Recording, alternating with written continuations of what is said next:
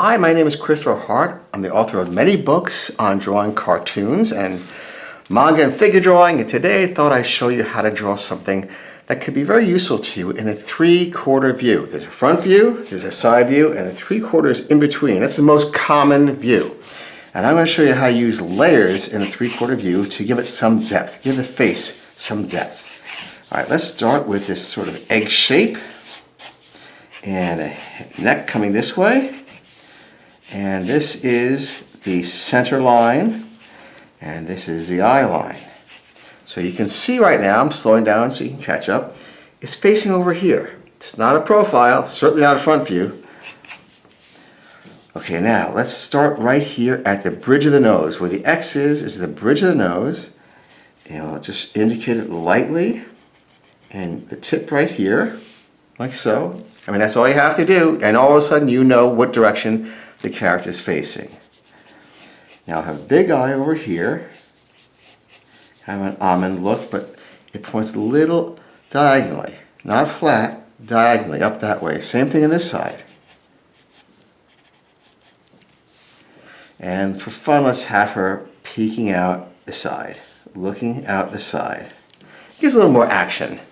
I will do this over with a black marker afterwards, and we will see how it comes out. It'll be a little more contrast. I hope that you'll think it looks a little better. I think the contrast looks better. Always brush them up. The eyelashes brush upward. See, they brush up, not straight out. And now a small mouth right on that center line, but the smile comes just at the end. Not the whole mouth, just at the end. Otherwise it's pretty horizontal. Give a little thickness. This is also, it's a little subtle thing I want to show you here. Rather than have it go straight, at the end you bring it up. And that's because the bottom lip meets here, not here. See that? It meets here. Just like this. And let's have nice slashing eyebrows. Give some expression, but also brings them way up high.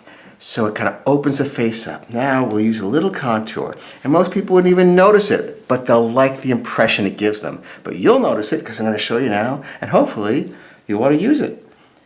Little indent right here. This is an actual anatomical area. It's called the orbit of the eye. It frames the eye. You can't see it in the front view, but when you turn to a three-quarter view, suddenly you see it's concave. And it comes out to the cheek area here.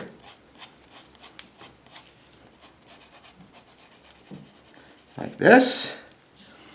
And we'll bring that back sharply from the chin to the jaw.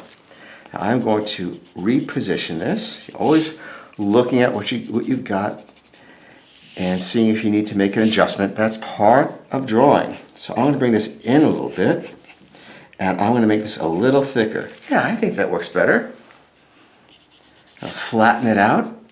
Flatten the bottom a little, because the bottoms are always flatter than the top. The top's always rounder.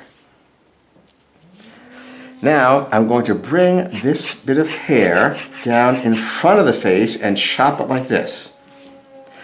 And I'm going to bring it all the way over here and back and let it fall straight down. And bring it over here into bangs, like this. Comes off the head, like this. And the back will come out like this. So what did we just do? We just created layers. Front layer, the mid layer, the back layer. And because we have that, it's going to look like it has a little more depth than just a flat drawing, just because we have layers. Okay, so now I will use the marker and we'll get started. Okay, please pardon the background noise. There is some construction going on here, and I can't stop them. They love to construct. All right, so remember we have the eyes coming up a little bit. That's what we were practicing. A nice big eyeball that's tucked into the sides. Not just hang out there in the middle of the face or partly over. Shove it to the side. That gives it much more energy. It kind of makes it look alive, as you can see. Why is she bright-eyed? Well, she doesn't have any shines in her eyes. What is it? It's that the eyeballs are tucked in.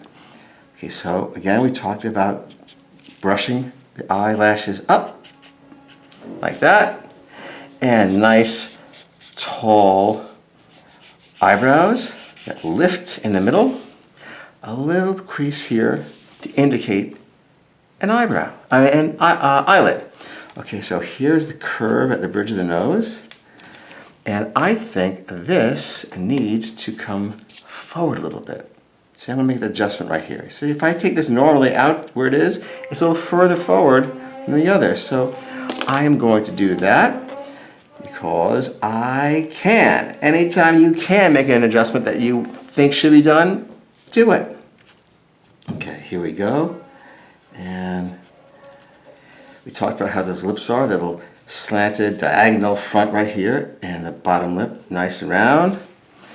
And right here we go in concave at the orbit of the eye and out for the cheek. Nice round contour right here. But make sure it hits the bottom of the chin. If you come down to here, it's going to make her have a weak chin, and it's not going to look so good. So be careful. You're stylizing everything. At the same time, you have to know where you're going. So far, we seem to be on target. And here is the neck. Seems to be the right size because we made some adjustments. And this hair is overlapping. It's in the front. So it goes over the bangs because this is the dominant layer. It goes over the bangs like this. And down here, got a couple of strands there.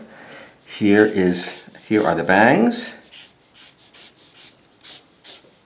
Have a few that come down in front, a few strands. And here is the back layer. We don't need to put any strands there because it's going to be in shadow. We're going to put a little shadow under the chin, like this.